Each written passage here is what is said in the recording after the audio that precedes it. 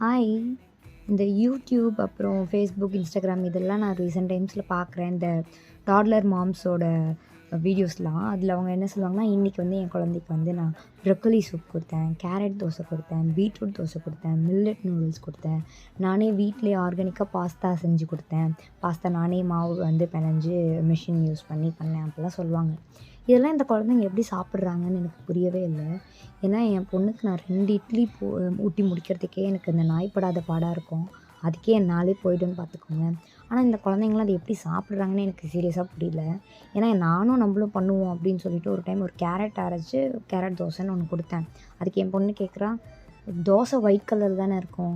இது என்ன ஆரஞ்சு கலர்ல இருக்கு. எனக்கு வேண்டாம்" அப்படின்னு சொல்லிட்டா. அந்த கேரட்ட நான் அப்படியே ஃப்ரெஷ்ஷா குடுத்தாலே அவ வந்து 1க்கு 2ஆ சாப்பிடுவா. இதெல்லாம் எப்படி பாசிபிள்? இது உண்மையா? பொய்யா? இல்ல எனக்கு மட்டும் தான் அப்படி இருக்கான்றது தெரியல. யாராவது தெரிஞ்சீங்கன்னா கமெண்ட் பண்ணுங்க. பாய். நெக்ஸ்ட் வ்ளாக்ல பார்க்கலாம்.